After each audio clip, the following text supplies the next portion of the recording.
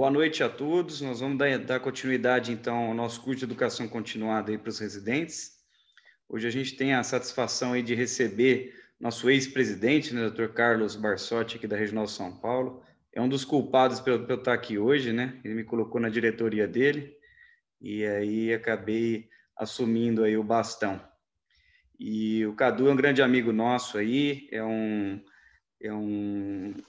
cirurgião aí bem dedicado à cirurgia das deformidades, e esse tema aí de espondilose, de espondilolistese de alto grau, já tive a oportunidade de ver a aula dele, realmente tem uma didática e uma experiência grande, então a gente chamou ele para compartilhar um pouco aí do conhecimento dele. Eu vou só pedir, Silvio, para a gente rodar o nosso vídeo do patrocinador dessa aula, do Orthopediatrics, e aí na sequência, Cadu, você já pode compartilhar a sua tela e dar início à aula, tá bom? Obrigado aí. There's a certain magic to a child's first steps. Those steps are a new beginning and give every child the chance to become the person they were always meant to be. But for some kids, those steps don't come easy. They may be hard-fought. They may need a little hope and a bit of extra help. That's why Orthopediatrics is made for kids. We put care into every step we take because we care about every step they take. Our focus is to help kids around the globe and innovate new surgical solutions so they can move in ways they never thought possible. Because every step a child takes is a celebration. It's a triumph. And we're with them every step of the way.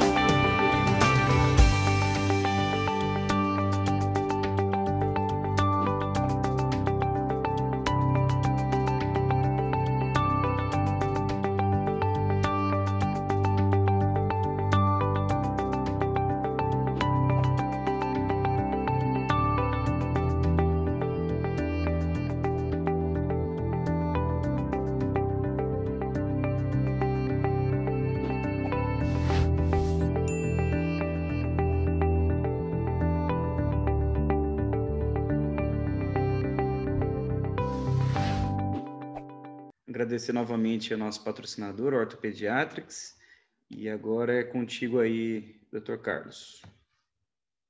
É um prazer o convite do Eduardo, do Thiago, do Ertinho e do Franz, dando continuidade aí, fazendo um excelente trabalho aí na SBC São Paulo. Eu tive o prazer de presidir em 2019 e 20, chamei o Edu, chamei o Ertinho.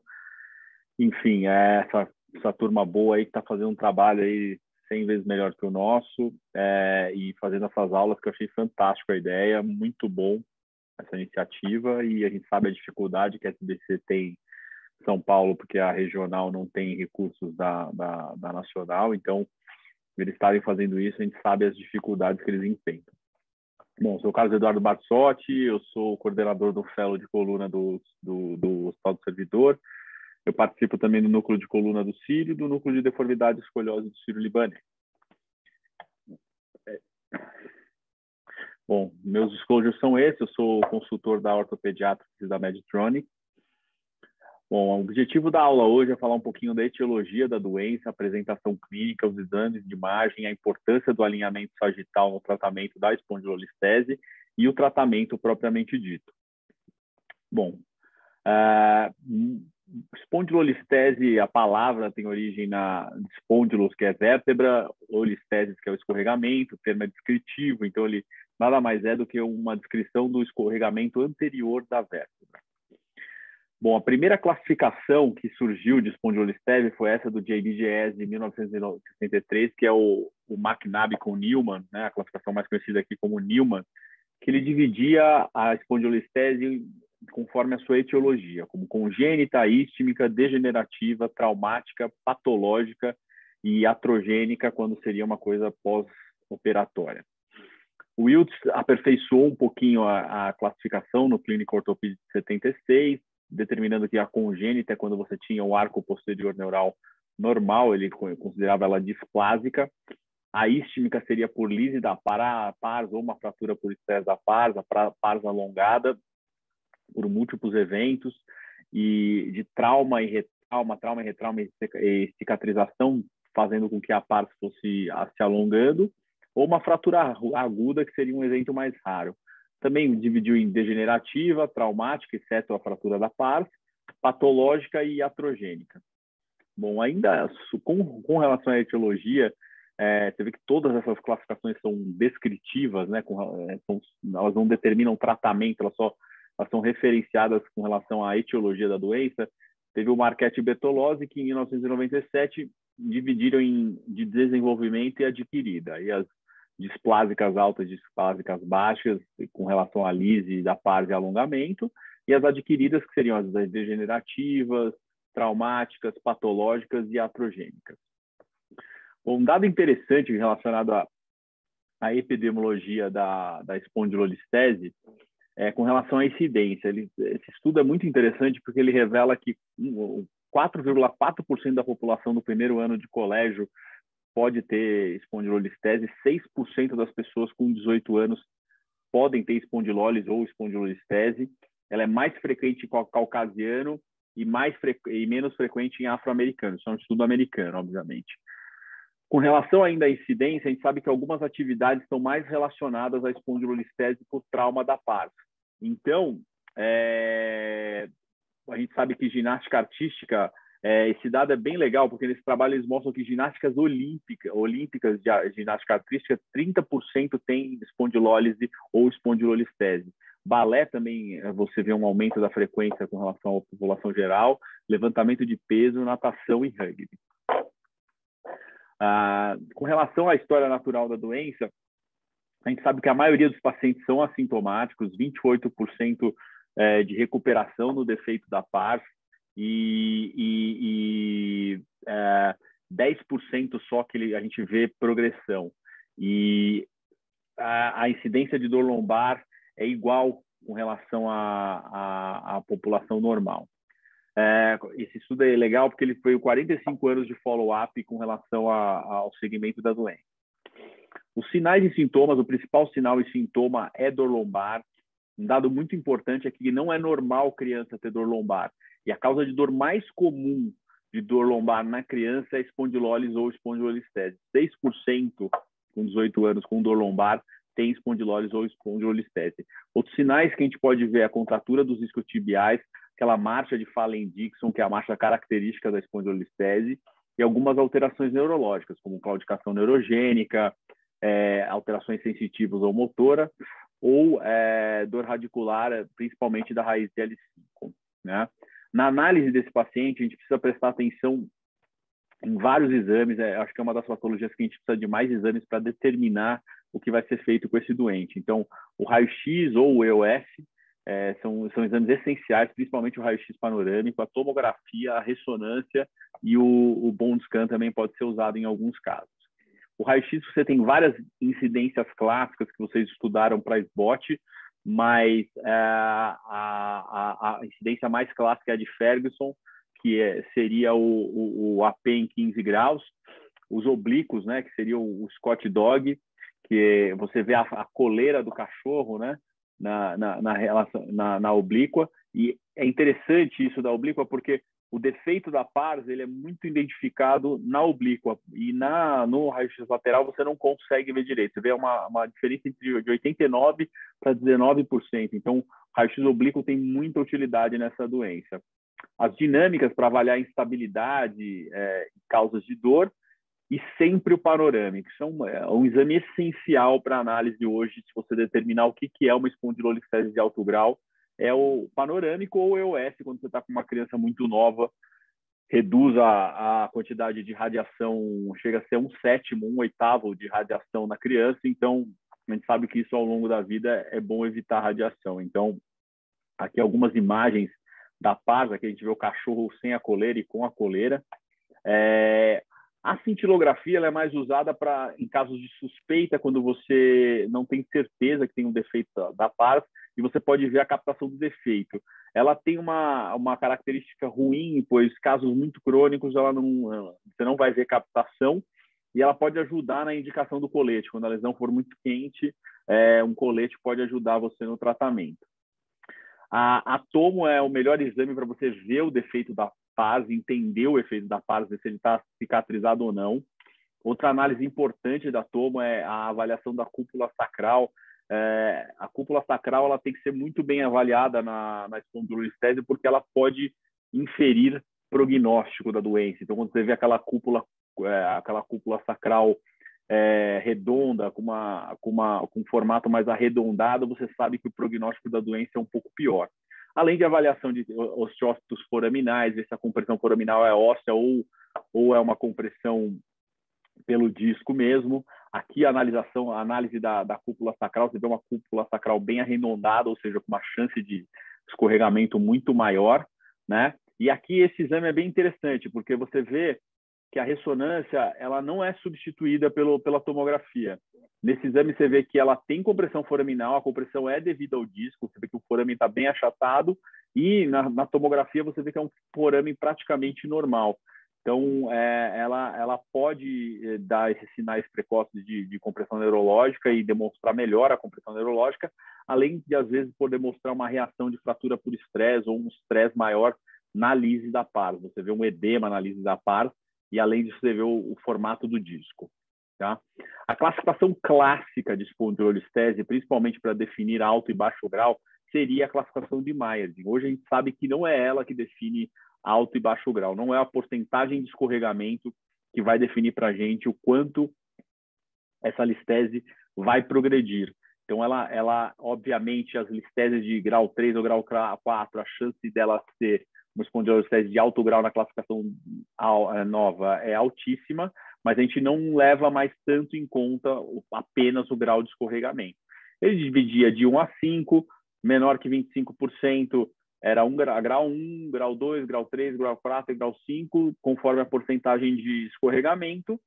Importante falar que isso é feito no raio-x em pé, raio-x deitado, você não classifica a espondilolistese. Eu vejo muitas vezes, às vezes, as pessoas chegando com um vício de classificação de espondilolistese, principalmente aqui que a aula é focada em residente, é um equívoco muito grande você classificar a espondilolistese pela ressonância ou pela tomografia. Você precisa de um raio-x com o paciente em pé, né? Porque você não tem carga na ressonância e na radiografia. Eu já vi pacientes com grau 0 praticamente em tomografia ou ressonância, e você vai a um grau 2 para 3 no raio-x com o paciente em pé. Aqui é uma representação de um caso clínico, a criança que começou a acompanhar com 6 anos, e você vê a falha da pars, a evolução da doença, depois que você tem a falha da pars, e a progressão para uma grau 3. Bom, agora a gente vai começar a parte mais importante da aula, que é relacionar a espondilolistese ao alinhamento sagital. A partir de 2005, começou a ser estudada a espondilolistese como 3 deformidades.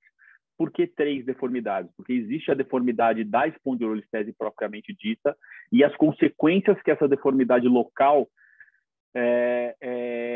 interferem tanto no alinhamento espinopélvico, ou seja, a deformidade regional, que seriam os parâmetros espinopélvicos, e no alinhamento global, que seria a linha de prumo de C6 com relação ao centro da cabeça do fêmur. Tá? Que aí a gente teria, então, dentro dessa análise da espondilolistese, a gente teria que avaliar a deformidade local, que seria o escorregamento, o ângulo lombosacral, a deformidade regional, que seriam os parâmetros espinopélvicos, e a deformidade global. Bom, a deformidade global, né, local, ela pode ser avaliada de algumas maneiras. A principal maneira de análise seria o ângulo de escorregamento, o ângulo lombosacral e o ângulo lombosacral do SDSG, que é o Spine Deformity Study Group. Por que o ângulo de escorregamento, que é o que vocês estudaram tanto para SBOT, não é mais tão importante? Porque existe uma dificuldade de você ter uma medida precisa do ângulo de escorregamento, porque em sacros muito deformados, quando você tem o sacro muito cupuliforme, como esse último aqui, mais da direita, a gente sabe que a medida do platô de S1 é muito difícil. Então, você vai ter que chutar onde você cortaria o platô de S1, e isso é muito ruim. Então, esse ângulo do meio, o ângulo lombosacral puro, ele é o melhor, porque ele usa como parâmetro a parte posterior do sacro e a vértebra L5, que geralmente não tem uma deformidade muito grande. Então, a deformidade local ela é relacionada ao grau de escorregamento e ao ângulo lombosacral propriamente dito. O segundo parâmetro, a segunda deformidade relacionada à espondilolistese seriam os próprios parâmetros espinopélvicos, que a gente tem a incidência pélvica, que, como vocês sabem, é o formato da pelve, é uma constante, então a incidência pélvica ela não varia. Você sabe que o slope sacral, ou seja, a inclinação sacral, ela é a linha com relação à horizontal, e a versão pélvica, que é se a pelve está ou não retrovertida, que é a linha da pelve com relação à vertical. A gente sabe que essa equação ela tem que ser respeitada em todos os indivíduos. Então, quando você quer calcular o que seria adequado para aquele indivíduo, essa equação é a primeira a ser usada, né? Então, a gente sabe que tudo isso funciona como uma unidade, a unidade que eles chamam de sacropélvica, que é o sacro com relação à pelve, e o sacro ele reverbera a sua atitude com relação à coluna, né? E a deformidade global seria o último parâmetro a ser visto para você classificar na classificação atual uma espondilolistese.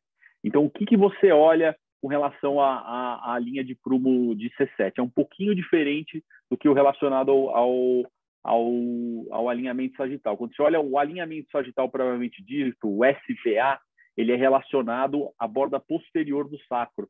Na espondilolistese, a linha de prumo ela é relacionada ao centro das cabeças do fêmur, então ao femoral head. Então, o que seria uma coluna balanceada, ou seja, uma coluna equilibrada ou uma desequilibrada? Seria quando você tem a coluna equilibrada, é quando a linha de prumo cai para trás da cabeça do fêmur, e uma desbalanceada, desequilibrada, seria quando ela está à frente do centro da cabeça do fêmur. O centro da cabeça do fêmur nada mais é que a mediana entre as duas cabeças do fêmur, tá? E disso tudo saiu essa classificação, que aí a gente vai conseguir determinar o que é low grade e o que é high grade, né? Então, hoje, o low grade são esses três primeiros subtipos, tipo 1, tipo 2 e tipo 3. Você tem relacionados à incidência pélvica, você tem o nutcracker, que é o tipo 1, que é quando é uma pequena incidência pélvica. Você tem o tipo 2, que é relacionado a uma incidência pélvica de 45 e 60 graus, e o tipo 3, que seria uma incidência pélvica maior ou igual a 60 graus, que seria o tipo cisalhamento. O mais interessante dessa classificação é que o low grade eles têm menor chance de progressão e o high grade tem muito mais chance de progressão. Então, ela é uma classificação que ela também refere ao prognóstico, além de direcionar o tratamento, que eu vou falar aqui mais para frente. Então, quando a gente fala em baixo grau, que eu vou passar rapidamente aqui, são os casos de maior risco, que nada mais são do que os casos de alta incidência pélvica, como esse caso. Um caso com 70 graus de incidência pélvica que teve uma progressão grande. E o risco é crescente. Quanto maior a incidência pélvica, maior é o risco de progressão da doença. O entendimento dos autores e dos estudiosos de espondilolistese, da espondilolistese isquímica, né, que seria uma doença mais ou menos parecida com uma síndrome de Blount, né, que seria o que a gente vê no joelho. Então, a incidência pélvica maior, você tem maior apoio na parte anterior do rebordo sacral, da parte anterior do sacro, e aí você teria uma deformação, uma deformidade do sacro que faria com que você tendesse a escorregar mais a vértebra. Então, aqui são os 3 tipos iniciais, é o nutcracker, o tipo 2 e a incisalhamento. Você vê que a incisalhamento, a incidência pélvica é muito maior, né? E quando a gente vai falar agora em high grade, ou seja, em alto grau, a gente está falando em alta probabilidade de progressão. Então, a gente tem o alto grau, a gente falou até agora no momento de alinhamento local e regional, né? E agora a gente vai ter o conceito do quê? O que é uma pelve balanceada? Ou seja, quando a pelve está retrovertida, ou seja, quando você tem um aumento do pelvic tilt para mais que 25 graus, você tem uma retroversão pélvica. E isso é um sinal de que a pelve está compensando o escorregamento vertebral. E aí a doença começa a ficar grave. Tá? O tipo 4, a versão pélvica está normal, o pelvic tilt normal. Agora, o tipo 5 para frente, a gente começa a já ter uma pelve retrovertida, ou seja, desequilibrada e um aumento do pelvic tilt. Tá? Então, esses 2 tipos e esses 2 subtipos são importantes. Por quê? Porque aqui é onde vai estar a maioria das cirurgias que a gente vai fazer para listeses de alto grau. Então, a pelve está retrovertida, né? E no alinhamento global, a gente vai olhar o quê? Se você está a linha de plumb line está à frente ou não da femoral head. Nas tipo 5, a coluna está equilibrada. Isso que vai diferenciar uma da outra. Na tipo 6, você sabe que a coluna vai estar desequilibrada, ou seja, a linha de plumb vai estar caindo à frente da cabeça do fêmur. Tá? Então, a gente tem aqui os 3 subtipos de high grade no conceito atual. E existe ainda uma subdiferenciação das tipo 5, que você tem a de ângulo lombosacral maior que 80 graus, seria a 5A, e menor que 80 graus, seriam a 5B. Por que eles diferenciam isso? Porque quando você vai referir o tratamento para esse paciente, teoricamente, os de tipo 5B, você tem que fazer a redução formal, porque a chance de progressão, mesmo sem redução, é muito pequena. Então, quando você vai determinar a cirurgia para esses casos, e por isso que essa classificação é excelente, porque ela te guia o tratamento, a redução postural só nos tipos 4 e tipo 5, né? E quando você vai para um tipo 5B e paciente com tipo 6, você vai ter que fazer a redução completa. Por quê? Porque para conseguir o alinhamento da coluna de novo e a redução do ângulo lombosacral. Tá? Então, aqui está o fluxograma de tratamento. Então, é assim que se trata a espondilolistese de alto grau da maneira atual. Então, alto grau, você vai pensar numa cirurgia. O tipo de cirurgia que você vai determinar é o subtipo e o tipo de pelve e de coluna que ele tem, ou seja, a linha de prumo de C7 com relação à cabeça do fêmur, e se você precisa ou não fazer a redução formal da espondilolistese, que era uma dúvida que existia antigamente muito grande. As do tipo 3, elas têm alto risco, porém a recomendação atual é observação. Tá? Eu vou começar aqui com os casos clínicos para vocês terem um pouquinho de ideia do fluxograma de tratamento. Essa é uma paciente de 28 anos que tinha dor há 14 anos, claudicação neurogênica, bastante sintoma radicular, um escorregamento grande, a gente calcula por volta de grau 4, por mais que a gente não consiga ver aqui na tomografia. Isso aqui é o EOS dela. No EOS a gente vê que piora um pouquinho, é praticamente uma espondiloptose. O paciente tinha bastante dor, uma estenose de canal grande. Esses eram os parâmetros espinopélvicos dela. A gente classificou ela como uma tipo 5A e fizemos uma redução local, tá? Eu reduzi até um pouquinho mais do que eu gostaria. Você vê que a gente teve uma boa redução da espondilolistese. Você vê que com a correção da espondilolistese a gente teve um pouco de correção da escoliose dela também. Isso é outra coisa que a gente faz sempre, toda vez que a gente reduz a espondilolistese, eu assisto a escoliose primeiro, porque eu acho que não vale a pena operar as duas ao mesmo tempo, mas uma correção bem satisfatória. Que é a tomografia mostrando o posicionamento do cage, com o calço ali na frente. e a redução quase que completa, apesar de não precisar, né, pela classificação, a gente fez a redução quase completa da espondilolistese. Bom, aqui, ó, a gente vê a melhora dos parâmetros dos espinopélvicos, principalmente o pelvic tilt. Você vê que o pelvic tilt foi de 27 para 17, então a gente corrigiu a deformidade regional, que era o que mais importava nesse caso, tá?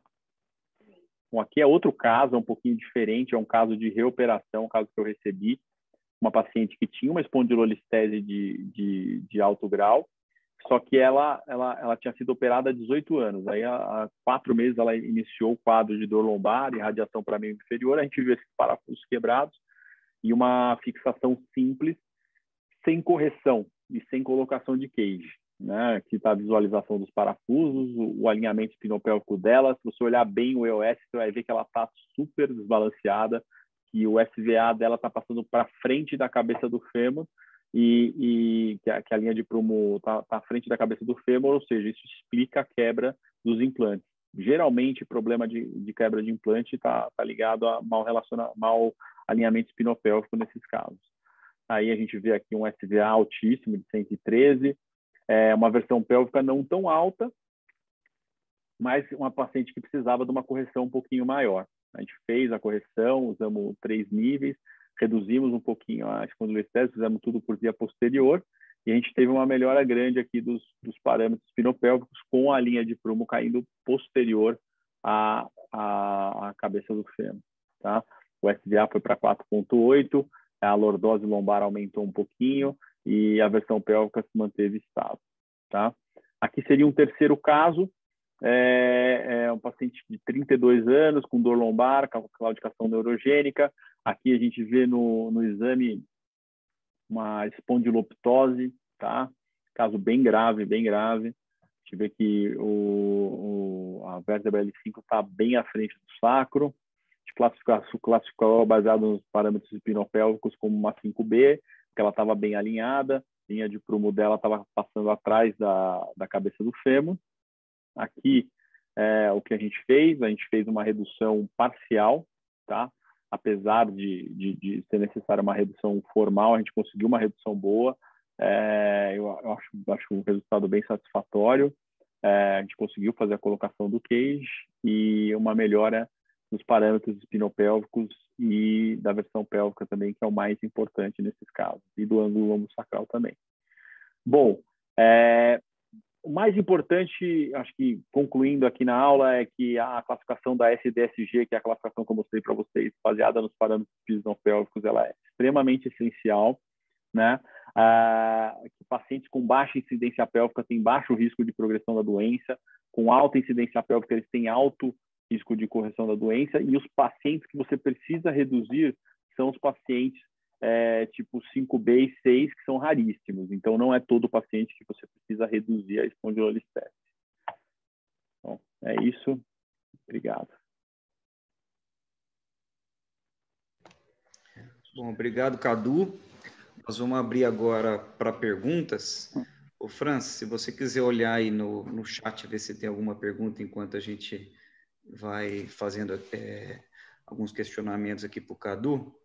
E a partir de agora, pessoal, quem quiser pode abrir o vídeo e fazer a pergunta, ou levantar a mão. Eu acho que tem alguém de mão levantada já, não? Pergunta no chat aqui eu não vi não, Edu. Mas eu tinha uma perguntinha aí pro Barsotti, se eu puder fazer. Claro, Fran.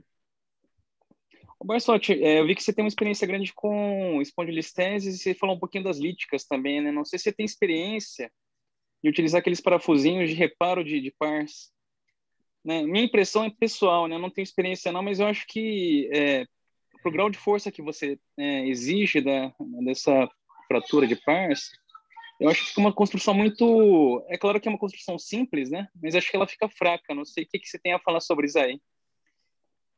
Eu acho que esse parafuso funciona, eu acho que ele é um bom método, mas eu acho que ele tem que ser empregado em pacientes bem selecionados. Então, é paciente com baixo grau, né? Não existe fazer isso com alto grau, eu acho que é só para espondilólise, né? Paciente com espondilólise, e e pacientes com baixa incidência pélvica, ou seja, pacientes com baixa probabilidade de progressão da doença. Se você fizer isso numa nutcracker, que nem ele mostrou lá, numa de cisalhamento, você vai ter problema. Então, eu acho que o mais importante é a seleção do caso. Então, se é uma lise com dor, aquelas pacientes atletas, isso eles falam muito em congresso de medicina esportiva, que são pacientes com espondilólise pura, e você fazer o reparo da pars.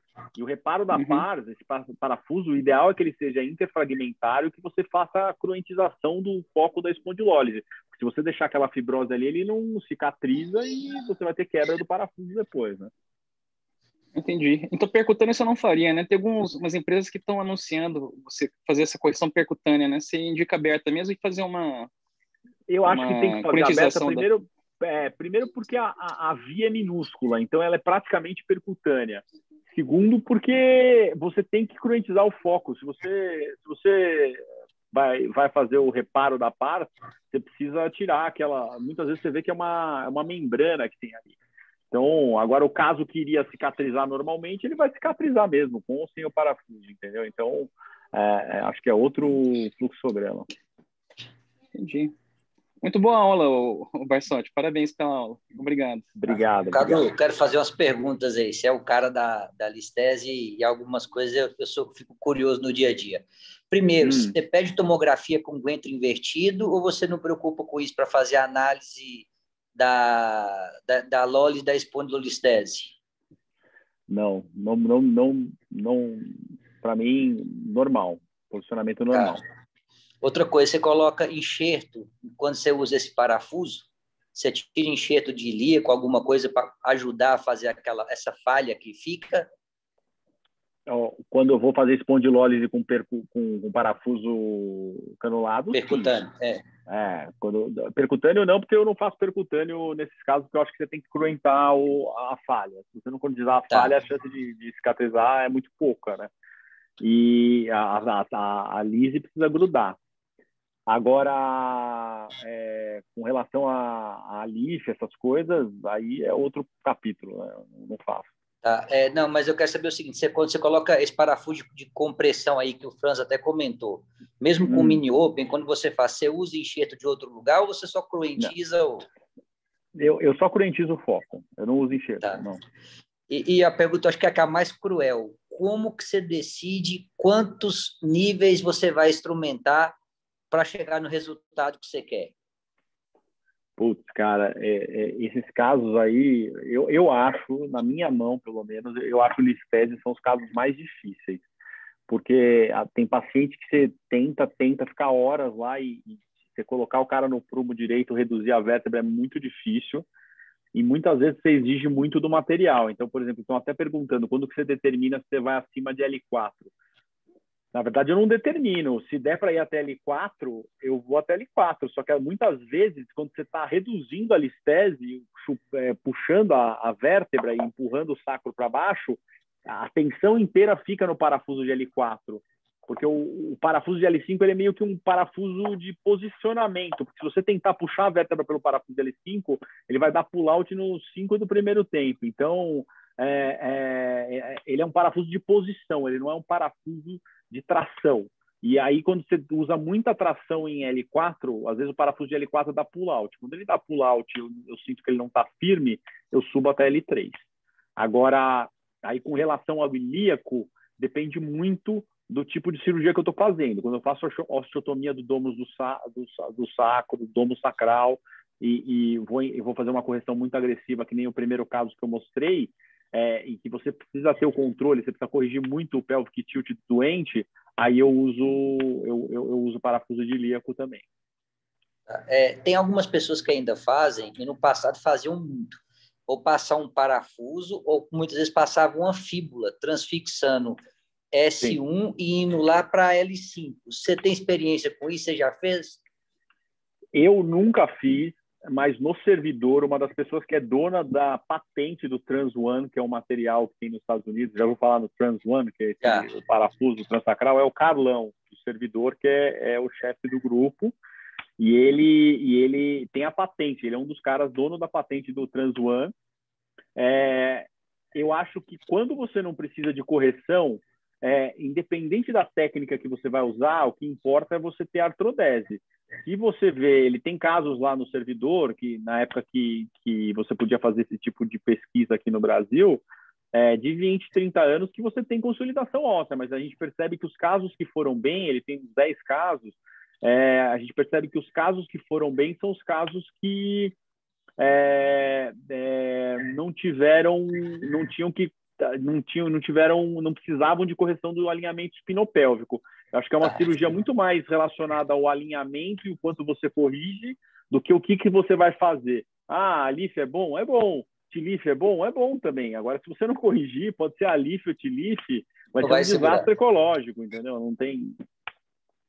Parabéns, cara. Mais uma vez, suas aulas são espetaculares e acho que hoje no Brasil você é uma das referências listese aí, está cada vez mais voando. Parabéns, parabéns mesmo. Boa. Obrigado, Artinho.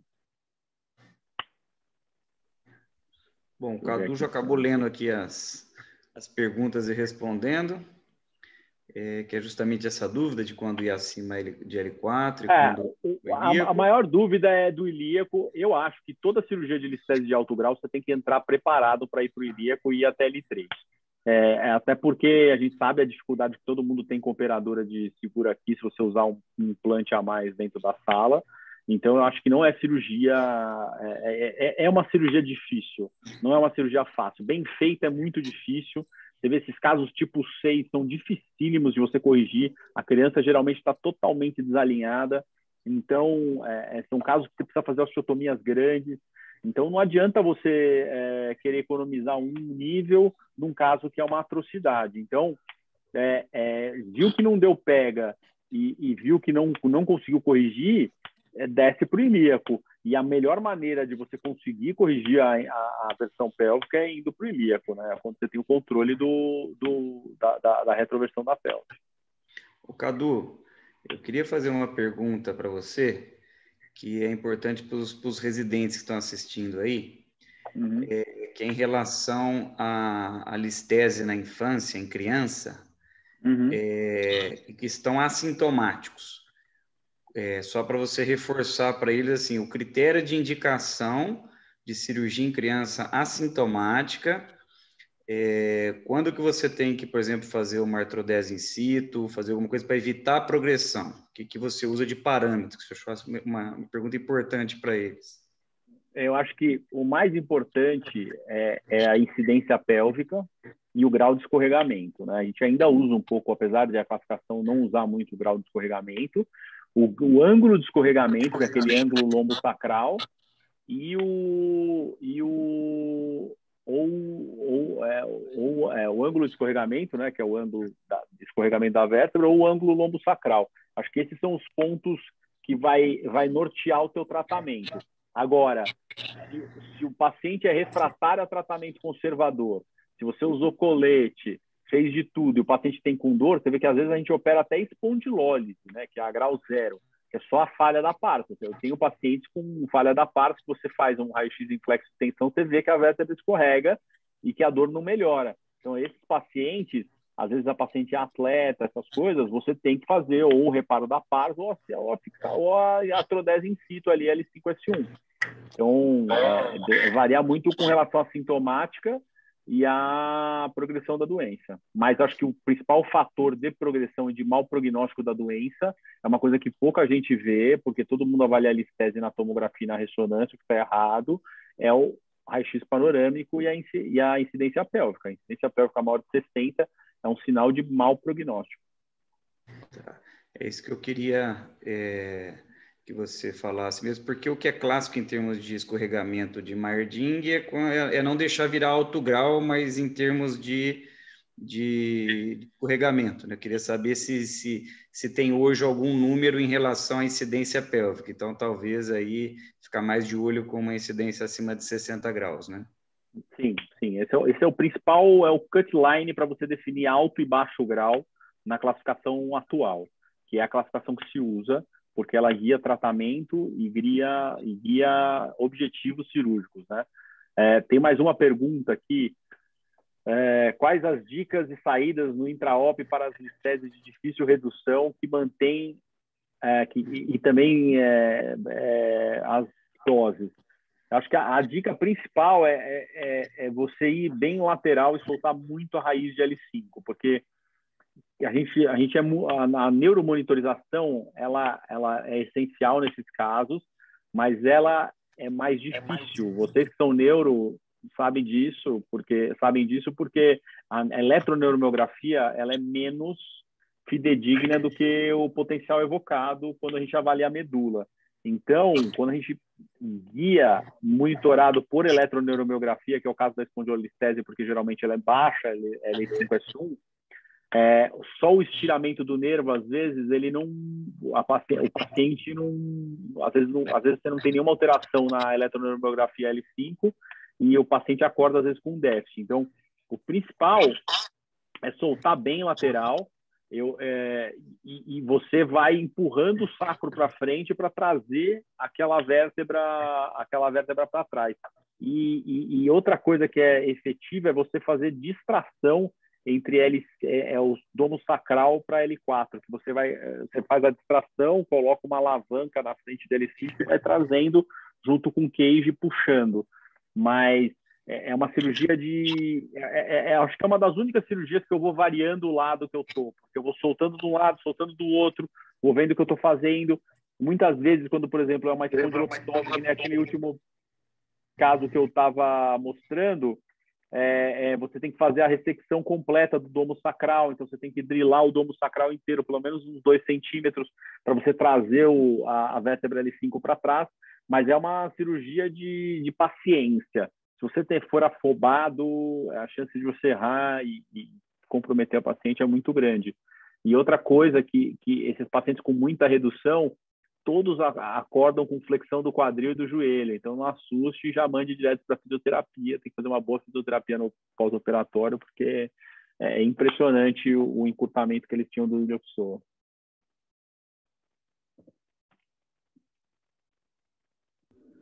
Bom, pessoal, vamos aproveitar o Cadu aí para fazer perguntas. E, enquanto isso, eu vou reforçar aqui para os residentes que estiverem acompanhando para assinar a lista de presença aí. Cadu, deixa eu aproveitar e perguntar. Geralmente, quando você vai soltar, você chega a usar o instrumental do T-Leaf para soltar uma vértebra da outra, para fazer distração, alguma coisa, algum tipo de... Como se fosse aqueles macaquinhos que a gente usava antigamente para fêmur. Você tem alguma ferramenta, você usa alguma coisa diferente para soltar esse disco e tentar trazer? Eu uso geralmente aquela raspa do cage para entrar lá dentro e trazer a vértebra. Eu vou tateando lá dentro, eu vou soltando o bico do sacro e vou puxando a vértebra para trás. E aí vou indo lateral e vou soltando lateral a raiz L5. Geralmente a raiz L5, tem vezes que ela, depois que você reduz, que ela até acotovela no pedículo. Às vezes eu tenho que tirar a parte medial do pedículo de L5 para não dobrar a raiz de L5. Porque ela passa, né, ela é medial ao pedículo, e às vezes ela fica tão esticada que ela começa a encostar no pedículo de L5 e trazer problema.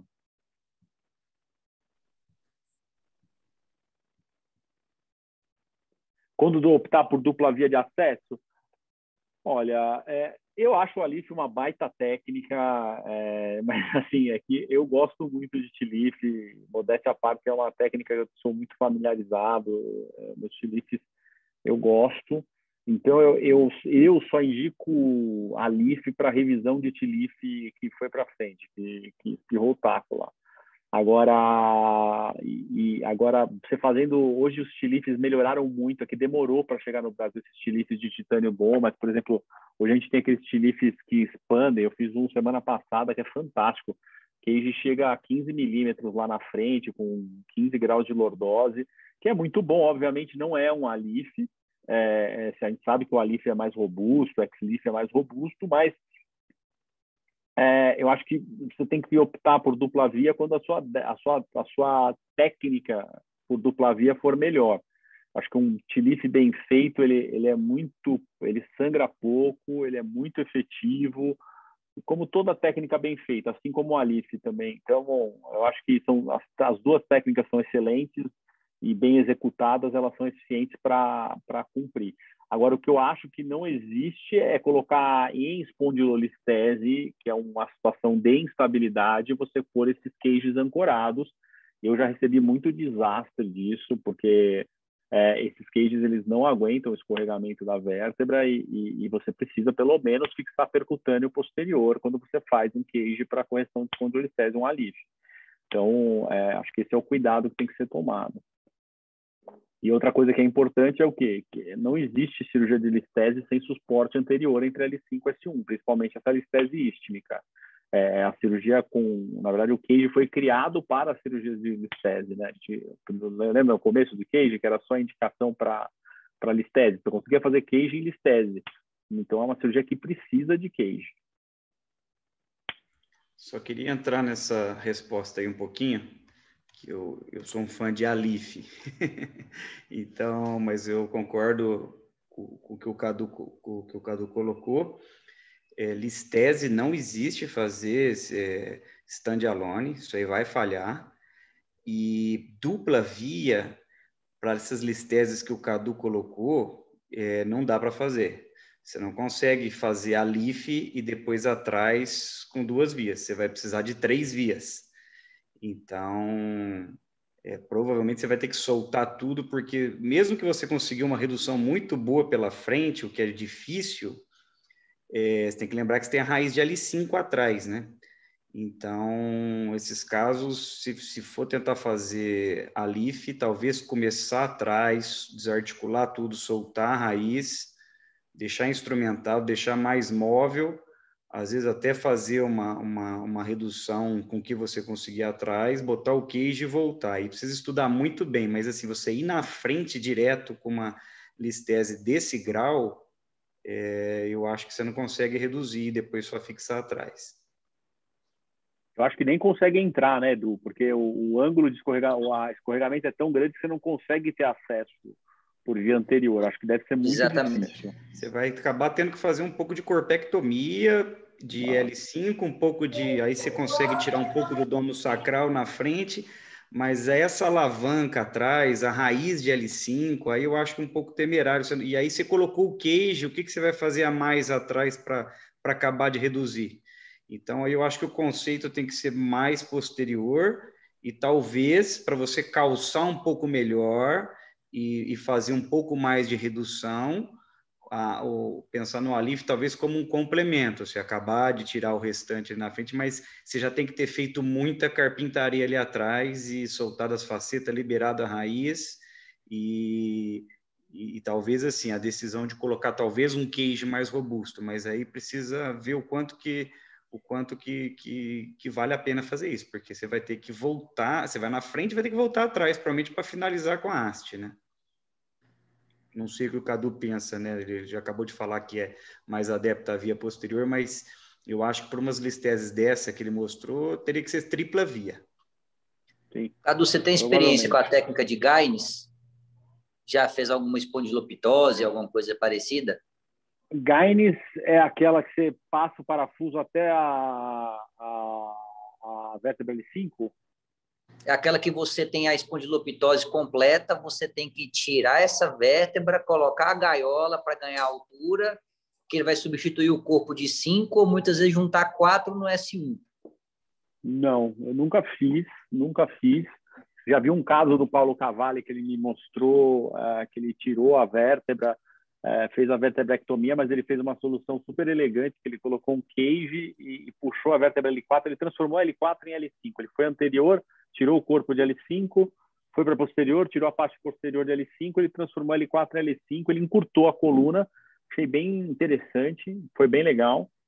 É o caso, e o que eu já fiz algumas vezes e que nunca deu falha, mas em pacientes tipo 4 e tipo 5A, que é sem desalinhamento da coluna, né, um global bom, foi passar aquele parafuso de S1 até L5. Quando é muito alto grau, você faz, eu fiz 2 vezes, um parafuso bem grande, você pega um parafuso de ilíaco mesmo, você passa de S1 até lá na frente, eu tenho 2 casos disso. e nenhum falhou, mas não é uma casuística respeitável, né? Mas seria tipo o contrário do Trans One, porque o Trans One você vem pela frente, esse eu fui por trás e fiz S1 sem fixar o ilíaco. Você tentou chamar, não? Você só deixou parafuso de posição? Não. Peguei ele, foi de S1 até L5, atravessei L5 com o parafuso de S1. Foi até o ponta lá, o parafuso de 90 ou 100. Vai até o corner superior de L5. Você mira ele no corner superior de L5 e faz. É bem legal. Perfeito. Boa. E é uma pega absurda esse parafuso. Absurdo assim, absurdo. É um dos mais fortes que eu já vi. É mais forte que o de ilíaco. Só que não pode ter a pelve retrovertida, porque senão você não consegue corrigir com essa técnica a retroversão pélvica, entendeu? Perfeito. Valeu, Cadu. Dupla banda para aumentar a estabilidade e resistência da fixação. O que seria a dupla banda? Seria a bandinha lá da banda sublaminar? Não, dupla barra, né, Cadu? Acho que é dupla barra. Dupla barra. Entendi, dupla banda aqui tô cego. Olha, eu nunca usei. Que eu acho?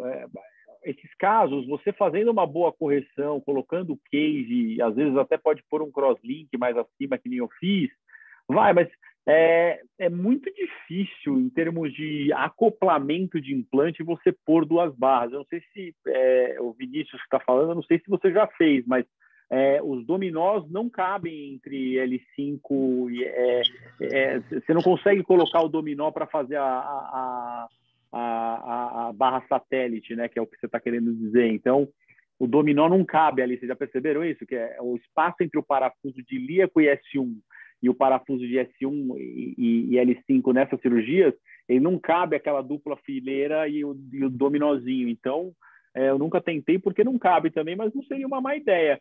Mas teria que usar esses parafusos novos que eles têm de dupla cabeça, que o Lenk usa muito, que é aquele double head screw, dual rod screw, que você põe um parafuso que é uma cabeça do lado da outra e faz. Com esse parafuso dá para fazer. Agora, com o que a gente tem aí de material, pelo menos pelo que eu uso, eu não conheço nenhum dominó que vai entrar por aí. Cadu, eu acho que o Vinícius aí também está tentando falar. Existem algumas pessoas, sabe aquelas osteotomias que você fixa local, depois você coloca outra haste por cima, que aí liga distal e proximal? Eu imagino que pode ser alguma coisa parecida com isso. E você tem alguma coisa de mid-leaf, que é aquele parafuso que eles fazem de vertical? Você tem alguma fixação com isso para listese, não? Não tenho nenhum. O que eu faço, às vezes, em revisão, em vez de fazer o S1, eu faço o alar, o parafuso alar, ou 2 ilíacos também eu já fiz. Mas o problema dessas duas barras, que é o que vocês estão querendo falar, é que você não entra o dominó para você fazer a dupla barra, você não consegue. E o que você pode fazer é o quê? É passar uma barra no segundo parafuso de ilíaco que você põe e ligar esse segundo parafuso com um dominó em L4, por exemplo. É isso que dá para fazer, que seria tipo um kickstanding screw, mas aí seria um alinhamento coronal muito grande. O paciente tinha que estar para o lado para você ajudar e fazer um macaquinho para o outro lado. Agora, eu acho que isso dificultaria muito a montagem. Né? Perfeito. É uma área muito pequena, mais criança também, né? Você não consegue ter espaço para colocação do dominó. Não acho que a ideia é ruim. E se você for colocar em cima é onde você não precisa colocar, entendeu? Geralmente você precisa colocar no site da osteotomia. Eu uso muito essas duplas barras em VCR, PSO que eu faço. Aí eu ponho 4 barras sempre, porque 100% vai quebrar se você não colocar. Cadu, e fixação não ilíaco, mas fazer o S1 normal e fazer como se fosse um sacral ilíaco, mas deixar na asa do sacro, sem invadir o ilíaco. Você acha que é uma coisa factível também, em caso que você não quer ir para o ilíaco? Edu, você diz fazer mais um para baixo? Você tem mais uma pega sacral, né? Sem invadir o ilíaco. Olha, eu já vi e já fiz isso. Eu vi muito francês fazendo isso, que eles têm aquela placa sacral que eles põem para redução de listese. Mas, assim, eu acho que se você tem que corrigir a retroversão pélvica, isso não vai te ajudar a corrigir, você não vai conseguir corrigir. Esses parafusos de ilíaco não são difíceis de passar, principalmente nessa configuração de listese. Geralmente é um paciente PT, com ubiquidade pélvica muito grande, aí dificulta um pouco mais, mas nesse caso não é um parafuso difícil de passar e você tem o controle do sacro. Eu acho que é isso às vezes que as pessoas não entendem. O parafuso de ilíaco, ele serve para você fazer um cantilever do sacro e melhorar o pelvic tilt. Então, para você melhorar o pelvic tilt, se você não pôr parafuso de ilíaco, é muito difícil, muito difícil. A não ser que a bacia esteja muito móvel. E nesses casos high grade, que você tem uma doença mais fixa, um cortamento do iliopsoas, é muito mais difícil você melhorar o pelvic tilt. Sim, nesses casos de retroversão, tudo bem, que aí você precisa do ilíaco, como você falou. Mas eu digo, nos casos que não precisam ir para o ilíaco, você ter mais já fiz, vai super bem. Eu acho interessante. Eu já fiz uma vez que eu achei que o sacro estava muito porque porótico. O parafuso de sacro isolado é um parafuso ruim, né? Ele fica muito na medular. E é uma cirurgia com uma instabilidade mecânica grande, né? Quando eu vou fazer esse de sacro para listese mais curta, que eu não vou por ilíaco, eu tento passar aquele tricortical mesmo, que aí você vai passar tamanho 40, 45, você vai lá para o triângulo anterior do sacro e eu furo anterior e passo ele tricortical mesmo, que ele pega na cortical de cima, na da frente, e uma das únicas condições para eu passar sob escopia esse parafuso. Porque aí eu furo lá bem na frente, inclino ele bem de lateral para medial para tentar pôr o maior parafuso possível. E geralmente em listese, quando eu não vou por ilíaco, eu ponho o parafuso de 7 nesse sacral também. E eu já fiz essa técnica que você está falando de fazer o alar também para complementar, uma vez que eu achei que estava muito meia boca. Fica um V e um W, né? Parece um Volkswagen. Sim. Ô, Cadu, essa técnica aí do Milady, quando ele vai, que é para escoliose, mas eu queria só correlacionar com a listese. Ele solta o ligamento ilho-lombar para ajudar a deixar o L4, L5 mais solto ali na hora da correção. Você já chegou a tirar esse ligamento para ajudar a reduzir na listese? Listese eu já fiz atrocidades assim, em termos de ressecção, cara, porque tem hora que não vai. Eu operei uma menina de Uberaba aí o ano passado, cara, que era muito grave o caso, era uma tose, a gente tirou o domo sacral, não vinha, eu fui para lateral, eu tirei tudo que tinha na frente, cara. Fui soltando, muito, porque tem casos, geralmente no Brasil a gente opera os pacientes mais velhos, né? Então a gente acha coisas que às vezes não... Por isso que o livro ele é bom, mas para real world aqui, onde a gente está, que os pacientes têm acesso a plano de saúde mais velho e o SUS não dá conta, a gente acaba operando. Você vê aquela menina com a espondiloptose, eu operei com 30 anos. Então, já está muito acomodado. Então, você precisa soltar bastante, né, cara? Então, eu já soltei, sim. Mas ajuda pouco, cara. O que ajudaria seria fazer uma... Eu já até pensei em fazer isso, fazer tipo uma tenotomia do iliopsoas, porque é o que mais segura ali, né? O encurtamento, e isso é outra coisa que as pessoas não veem no posicionamento da espondilolistese, que as pessoas estão condicionadas a operar espondilolistese com o paciente com quadril fletido e com o joelho fletido. Nesse caso, eu estico o paciente na mesa e eu faço ao contrário, né? Você tem que esticar o membro inferior e estender o quadril para tentar reduzir mais, porque a hora que você vai pôr pressão no sacro para a vértebra vir, vai te ajudar um pouquinho mais. Perfeito, perfeito.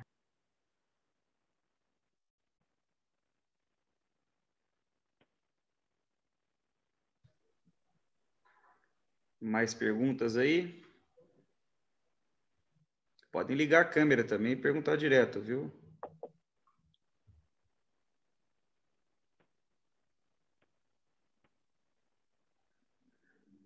Bom.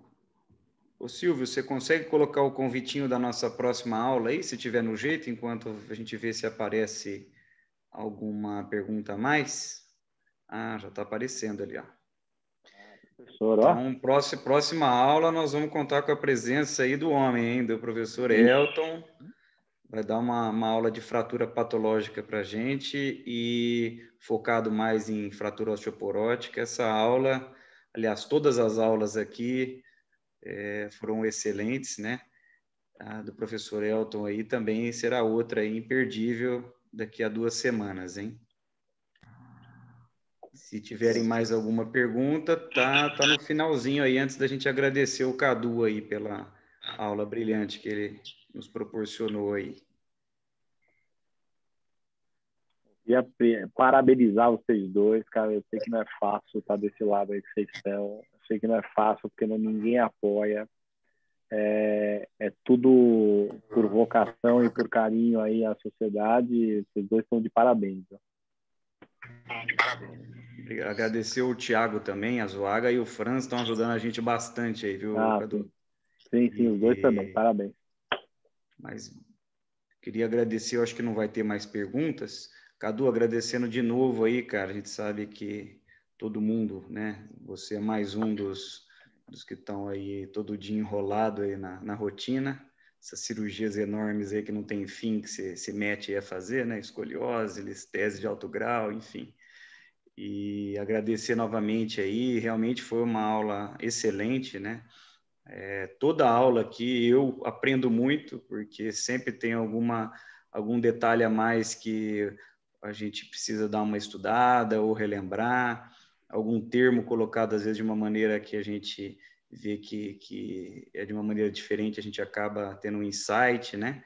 E agradecer mesmo aí, foi uma aula sensacional, bem atualizada, didática e de quem tem conhecimento de causa aí, né? Não só de teoria como de prática. Então, obrigado novamente aí, Cadu. Obrigado à Ortopediatrics aí pelo apoio de viabilizar essa aula, né? A gente não tem nenhuma receita, então, graças a vocês aí, nós estamos conseguindo viabilizar esse curso que está ajudando aí todo mundo, principalmente os nossos residentes. Quer falar mais alguma coisa aí, Franz? Eu vi que você ligou a tela aí. Não, só agradecer todo mundo aí, você já falou, né? Agradecer o patrocinador, agradecer o Cadu, agradecer a todos que estavam presentes aí até esse horário aí, né? Prestigiando a nossa aula. Tchau, galera. Boa noite para todo mundo. Tá bom. Um abraço. Obrigado, Cadu. Abração. Obrigado a vocês. Tchau. Tchau.